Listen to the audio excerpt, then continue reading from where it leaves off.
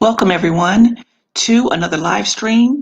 And this is Unsolved Missing and a Broken Justice System. We're going to start off with the disclaimer and then we'll get into our first story.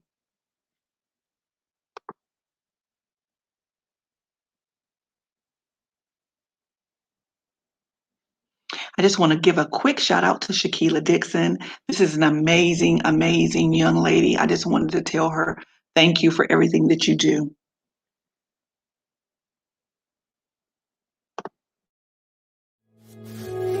You may have heard about child abuse and neglect. Do you know what they mean? They include acts of commission and omission and are preventable. Child abuse and neglect include acts of commission and omission. What are acts of commission?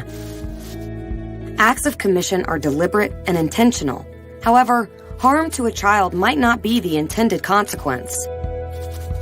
Some examples include physical abuse, sexual abuse, psychological abuse. What are acts of omission? Acts of omission are the failure to provide for a child's basic physical, emotional, or educational needs, or to protect the child from harm or potential harm. Some examples include physical neglect, emotional neglect, medical and dental neglect, educational neglect, inadequate supervision, exposure to violent environments.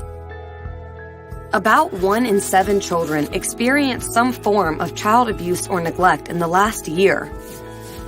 But we know the problem is underreported. That's why a consistent definition is so important. The good news is we can stop child abuse and neglect before it starts. What can we do? We can work together to promote safe, stable, and nurturing relationships and environments so all children reach their full potential.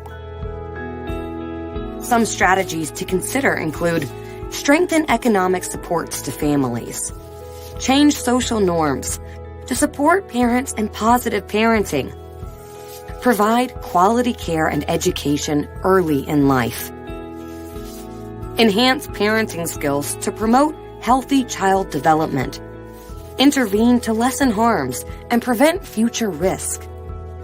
These strategies help create families, neighborhoods, and communities where every child thrives.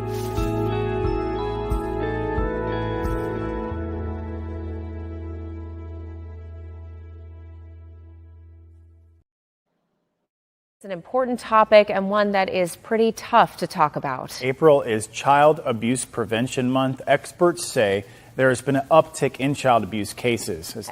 Yeah, as WPTV News Channel 5's Tori Dunnan reports, local organizations are now working to change all that. We have seen an increase in the number of children that have presented with non-accidental trauma injuries, which is what we call child abuse. Ashley Barkwin with the Palm Beach Children's Hospital says they're working to address this issue head on, creating a new team at the hospital better equipped to help identify non-accidental traumas. We meet once a month and we discuss different cases, but we also have put in practices and protocols. She believes the uptick is fueled by frustration surrounding the pandemic. People are home. The kids are home more than they are at school. The stress level of the pandemic from parents, caregivers. This month, Palm Beach Children's Hospital partnered with Little Smiles to hold the Say Goodnight to Child Abuse event. Nicole Mercado, executive director of Little Smiles, says her nonprofit works with local hospitals and law enforcement agencies. A higher increase in our phone calls that we get from our law enforcement agencies about the abuse that they're seeing and kids that have to be removed from their homes or kids that need basic essentials. And we've definitely seen an increase in that in the past years. She's stressing the need for awareness among adults in the community, providing a safe space to allow children to speak up. If you notice that something is a little amiss, if you notice a child is acting a little differently than they normally do outside of their normal character, definitely if there's anything that's a cause for concern, bring that to the attention of local authorities or to a social worker or to people in your community that are in a position to be able to do something to help. Barquin says it's about empowering children. Whether it's law enforcement, any type of first responders, nurses, doctors, teachers, that is their safe place, and that we will help them and get them the help that they need in order to stop child abuse or prevent it. And that's our whole goal, is to prevent it so they don't end up in the hospital, or even worse than that. It's a simple reminder that goes a long way to protecting kids in our community. If you see something, say something. Tori Dunnan, WPTV News Channel 5. Okay, guys, we're going to get into our first two stories. These are missing stories.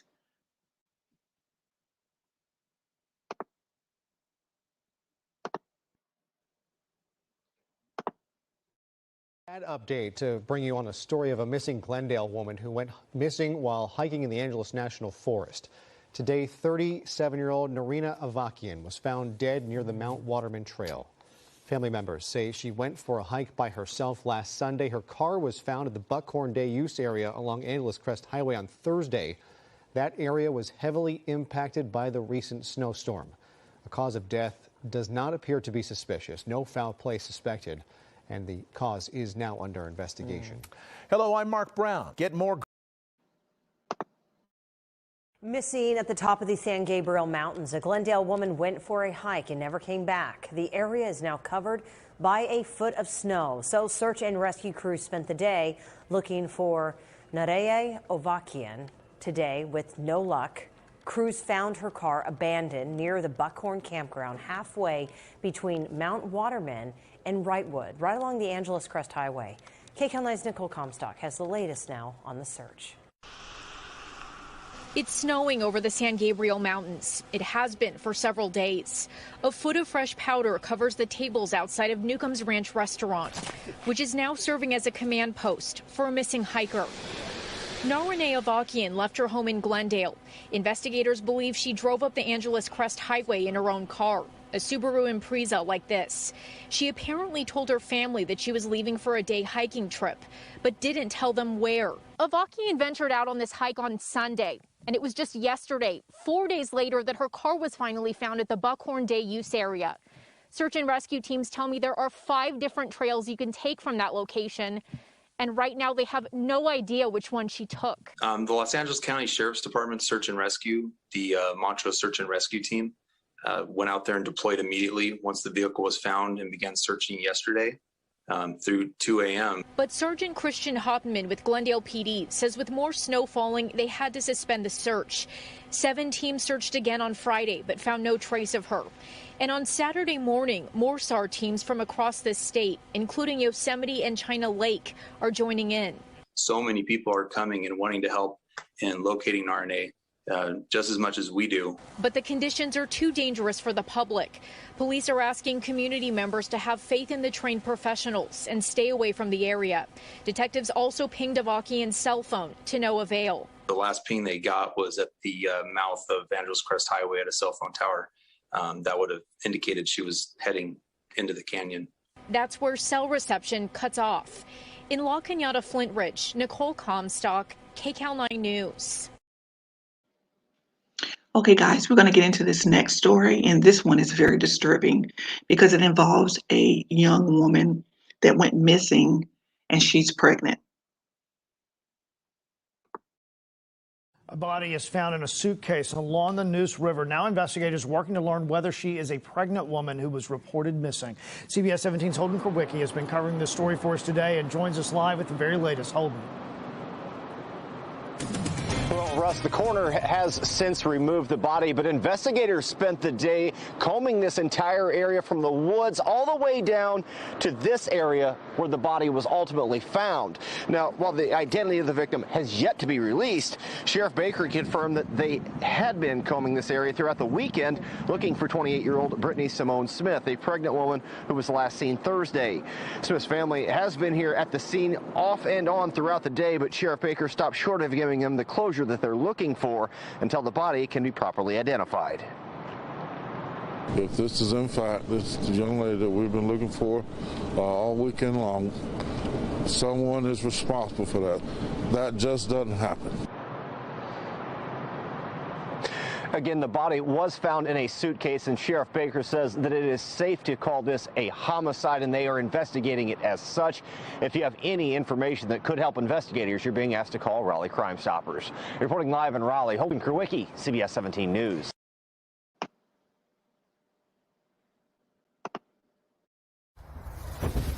On February 9th, 2021, we received the tragic news that our loved one, Brittany Simone Smith, was brutally murdered and her body found in a suitcase near the Neuse River.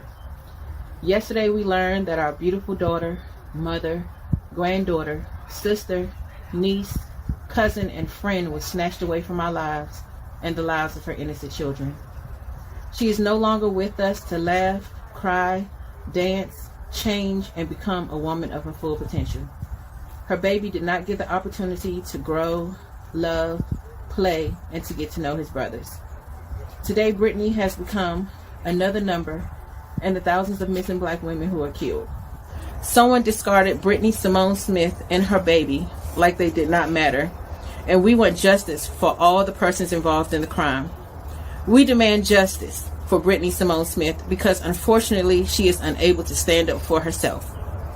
Over 64,000 black women are missing in the United States, and the media rarely reports it. Unfortunately, our Brittany was one in that enormous number, and the news did not use this opportunity to spread awareness about her disappearance. We are thankful for the work that the Sheriff's Department has completed after the discovery of Brittany's body that led to the two suspects being found. We are thankful that once Brittany's body was located, that she became a priority and that they worked diligently to find the two suspects. However, we cannot say that our experience thus far has all been pleasant. The Sheriff's Office has not been cooperative and has failed to provide the family with the common decency of information. We had to learn the essential details from the news. We learned of her cause of death from the news. We learned about the gender of her baby from the news. I'm sorry. All of this information and more has been requested of the Sheriff's Department, and yet they let the public know more than us. We have not even received the autopsy report. This case has gained national attention, and we are here to let you know that this case is long from solved. The family has provided the Sheriff's Department with numerous tips, and we are requesting that all the tips be investigated to their fullest extent. We want all parties involved in this crime to be found and prosecuted. From accomplice to conspirator to murderer, we want justice. We have reason to believe that more than the two people are involved, and they all need to be found. Yes, we are outraged, and any decent person should understand. Brittany did not die of natural causes. Her body was found in a suitcase. Her baby, Aspen's life, choked out. We are filled with sadness and anger about it.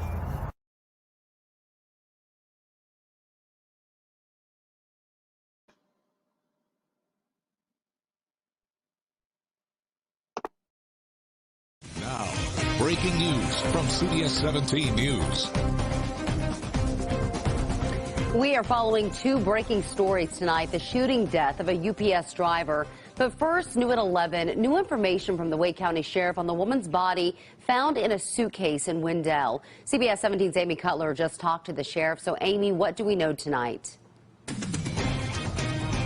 Well, Angela, they have confirmed at this point, the sheriff has confirmed that the body found was that of the missing pregnant woman, Brittany Smith. We also know that they have arrested a couple in connection with this. They are now being processed at the Wake County Detention Center.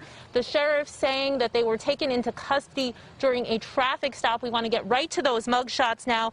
These are the two suspects that have been arrested. They've been identified as 37-year-old Thomas Johnson and his girlfriend, 24-year-old Emily Trevathan.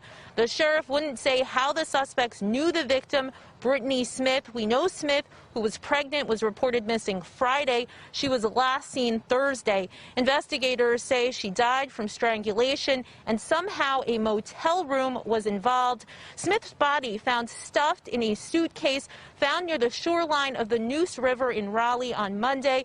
Authorities suspected it was likely Smith, but now we have confirmation. Investigators working this case round the clock.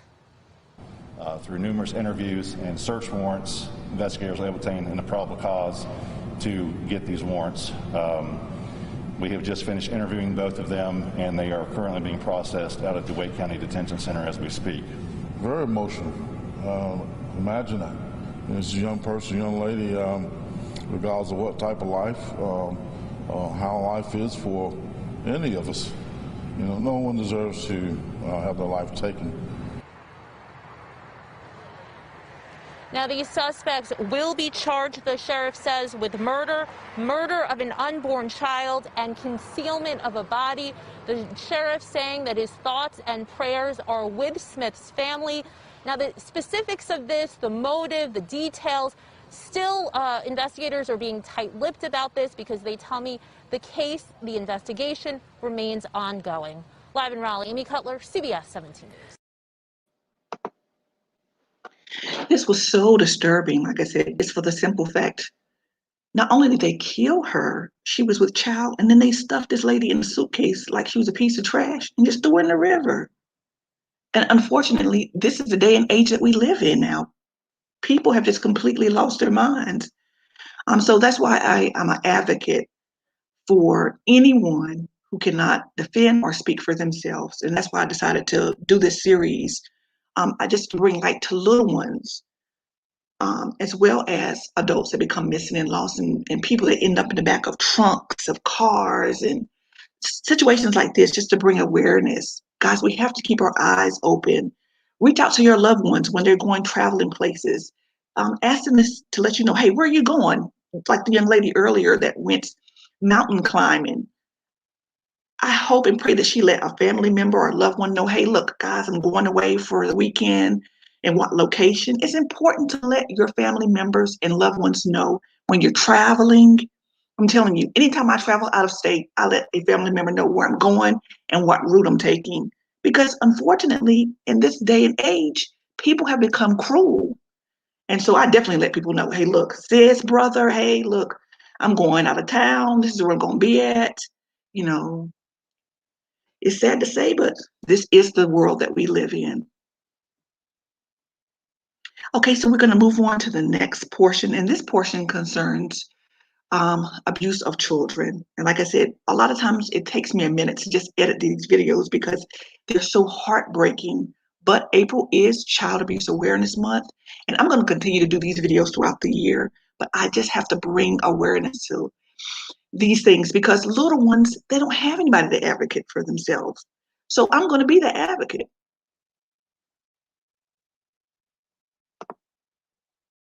News director at KLEM in Lamar's. Dennis, what do you know about the case? Tell us what happened. Well, essentially what you've already said. The mother dropped off the 3-year-old daughter at a daycare provider, which I understand the daycare provider did not have a daycare license, so it may have been just almost like a babysitting service, if you will. But apparently what we know from the police reports that have been filed is that the daycare provider, whose name is Rochelle Sapp, 33-year-old, said that the daughter, or the 3-year-old girl, fell down the stairs. That was her initial story.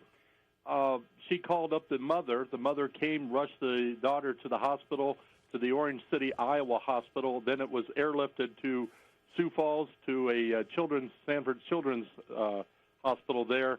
And unfortunately, as you mentioned, 3 days later, the child then has passed away. You know, Dennis, I'm just looking at these pictures of this child. Liz, let me see this little girl. Her name is Autumn Elgersma, and she's just absolutely beautiful. Look at that smile. Look at this girl. I just can't take it in. That the babysitter a daycare service. And what Dennis Morris is saying is she's not licensed to be daycare. That's because in that jurisdiction, if you've got 5 or under children, you're not licensed as a daycare. That's how many children she kept in her home. She gets a call, Mommy gets a call, Mommy's at work, that there's something wrong with her daughter, that she fell downstairs. This doesn't look like a 2-story home to me. I don't know what stairs she's talking about. But this child, unresponsive. Justin Fryman, what were the injuries that we know of right now? The child suffered a fractured skull and brain trauma, and it was those injuries that tipped police off that there was more than just an accident here. Brain trauma. Out to Dr. Michelle Dupree, medical examiner, forensic pathologist. Dr. Dupree joining me out of Columbia, South Carolina. Fractured skull, brain trauma from getting thrown down on the, pushed down on the floor for not taking her coat off. I'm not buying that. This girl is 3 years old. Let me see how tall she is. She's probably about 3 feet tall. How can you die from getting pushed down from 3 feet? I don't believe it. She beat her. I guarantee you, doctor, this child was beaten. Nancy, you know, we have to look at the injuries, and you're probably right. Being thrown down, maybe she picked her up and threw her down. I mean, I really don't know, but you can certainly get a skull fracture, swelling, a brain trauma from being thrown down, even an adult just throwing a child down. You know, and even if so, Justin Fryman, first she lies and says the girl falls down steps. How did we get to the little girl wouldn't take her coat off part? Where'd that come from? That's when police went and re-interviewed the babysitter, and then she had changed her story and said she got frustrated by the girl not wanting to take her coat off and slammed her to the floor. Okay, guys, we're going to move on to the next story.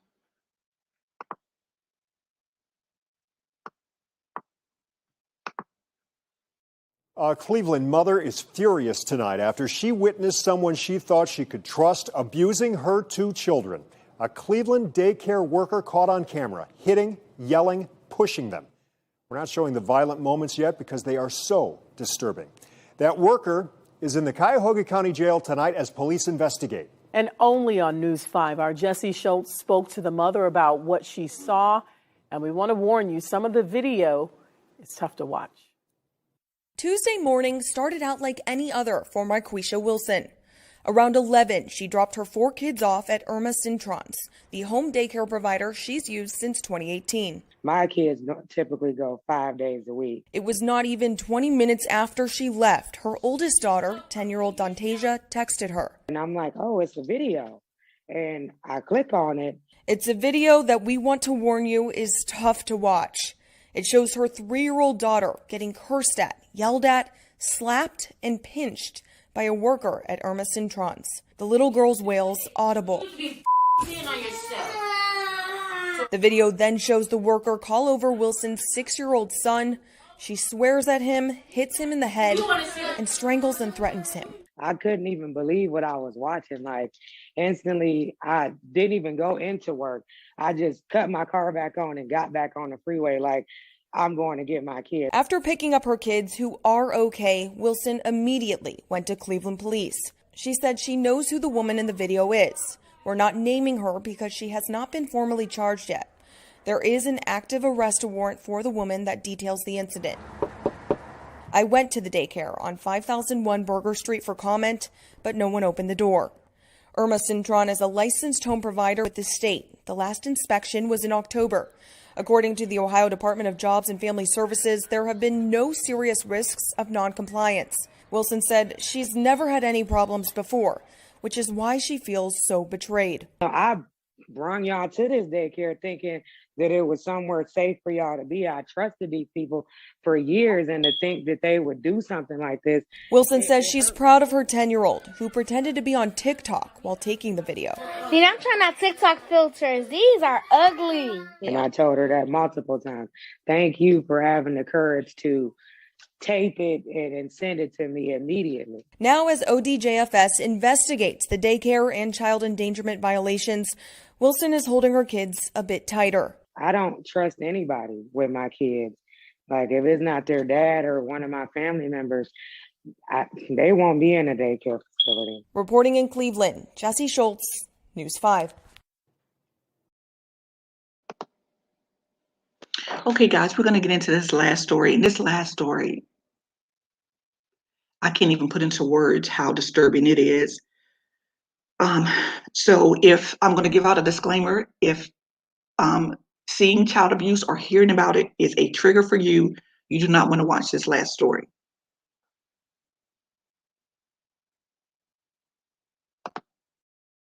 Henry County prosecutors have now rested in the murder trial against two foster parents, Joseph and Jennifer Rosenbaum, a charge with abusing and killing their 2-year-old foster daughter. The Rosenbaums claim Layla died after choking on a chicken bone.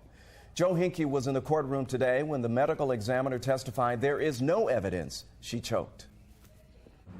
The GBI medical examiner who performed the autopsy on Layla Daniel back in 2015 says it appears the 2-year-old suffered significant physical trauma, and then about an hour later she didn't begin to choke but had a seizure. GBI medical examiner Dr. Laura Darasa says she completed Layla Daniel's autopsy 3 days after her death. This appeared to me to be a child that was having a seizure, that was then, with her head moving back. At one point in time, there is a description of her eyes rolling back in her head. And again, these are all features of a seizure and not of a foreign body obstruction of the airway. Darasa testified the autopsy showed trauma across Layla's body, including bruising on much of her back from Layla's neck down to her bottom. The medical examiner counted 22 injuries to Layla's head and neck alone, from bruises to abrasions and possibly a burn on her ear. During the autopsies, when injuries around the young girl's abdomen were found. Identifies significant blunt impact trauma to the abdomen. There was a liver laceration. There was a laceration of the pancreas. The laceration of the pancreas actually separated it into 2 pieces, and there was internal bleeding. The time between the trauma and Layla having a seizure, Darasa calculated, was around an hour. She had this trauma, and then these are the symptoms of the trauma. She's starting to have a seizure, her head is falling back, her eyes are rolling back, she's not breathing very well, and then this could be considered, choking type thing, because she's gagging, she's not breathing, she's having seizures. Darasa says she found no pieces of food in Layla's esophagus to indicate choking or any undigested food in her stomach. The medical examiner also testified that she has never seen CPR or the Heimlich maneuver lead to injuries like the ones that she found on Layla during the autopsy. She concluded that the cause of death in this case was blunt force trauma to the torso, and she found that the cause of death was homicide.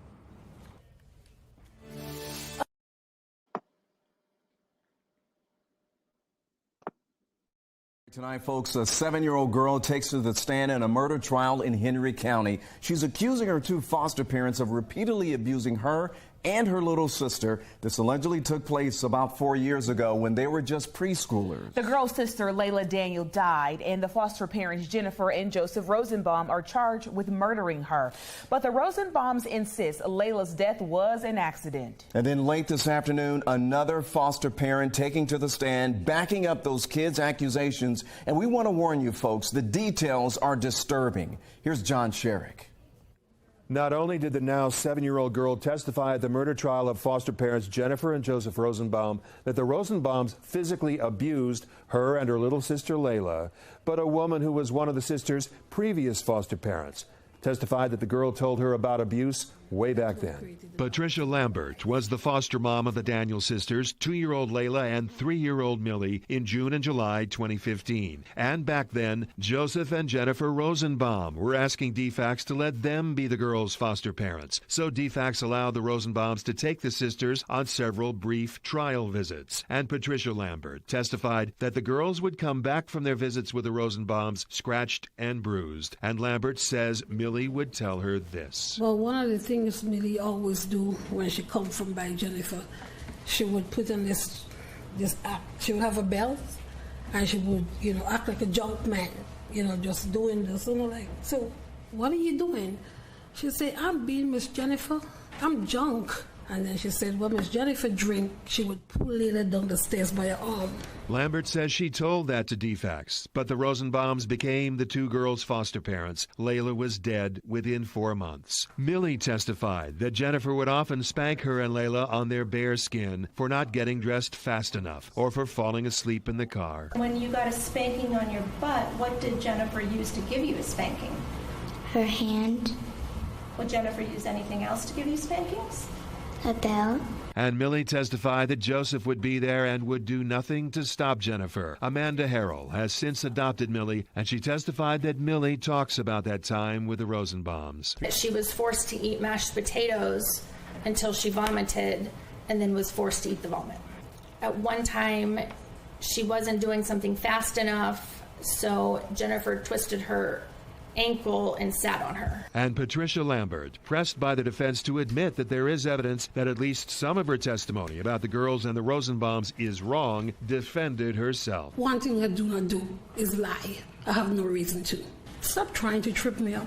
The trial resumes Monday morning with more prosecution witnesses. Again, the Rosenbaums insist they did not abuse the girls, and Layla's death was a tragic accident. All right, thanks, John. Some of that was just so hard to listen to. You'll find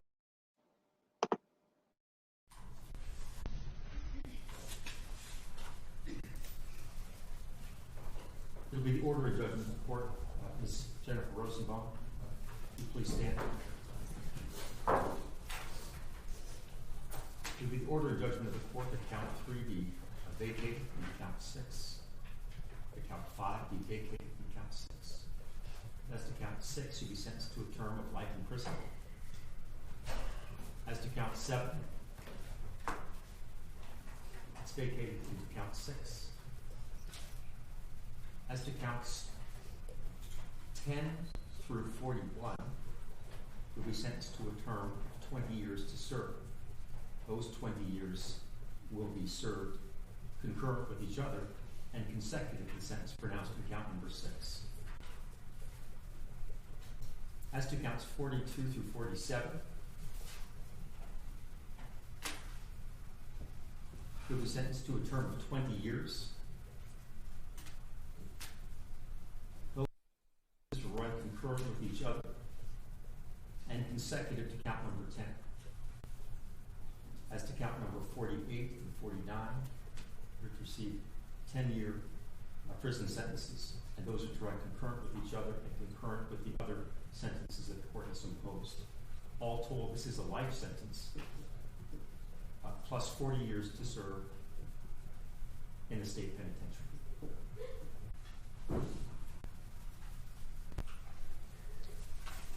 You have 30 days from today's date to file a notice of appeal. You have 4 years from today's date to seek any habeas relief that you deem appropriate under the circumstances of this case. You may be seated. Mr. Joseph Rosenbaum, please stand.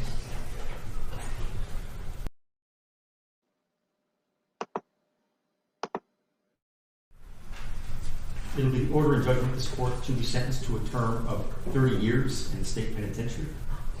As to count number 8, count 9 will be vacated in count number 8. As to counts 12, 13, 14, 15, 18, 19, 22, 23, 26, 27, 30, 31, 42, 43, 44, 45, 46, 47. You'll be sentenced to a term of 20 years to serve in the state penitentiary. Those sentences are to run concurrent with the sentence that's been pronounced in count number 8. As it relates to count 48, you'll be sentenced to a term of 10 years on probation to run consecutive to the sentences pronounced in counts 12 through 47. And as to count number 49, you'll be sentenced to a term of 10 years on probation to run consecutive to count number 48. All told, yours is a 50-year sentence with 30 years to serve in the state penitentiary. Sentence having been pronounced, you may have to see. I should also state the same to you that I said to Mrs. Rosenbaum, that you will have 30 days from today's date to file a notice of appeal. You'll have 4 years from today's date to file for any habeas relief that you deem appropriate under the circumstances.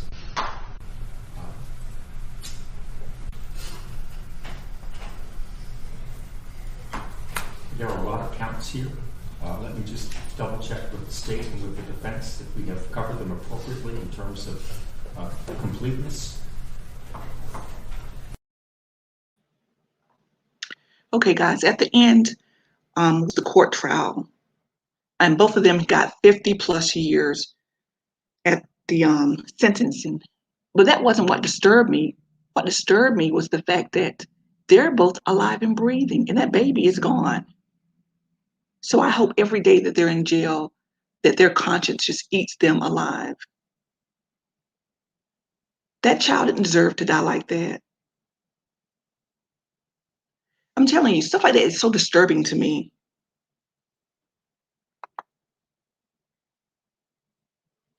Okay, we're going to close out. And before I go, I'm going to do my affirmation. This is something that I tell myself every day, just to encourage myself. It's so important to have self-love. My motto is self-love is the best love. And my affirmation is, I am gifted. I am talented. I am beautiful. I am enough. Take that with you everywhere you go. Guys, have a blessed rest of your night. Tune in during the week. I'll be doing hot topics, and you'll catch me again on the weekend. Take care.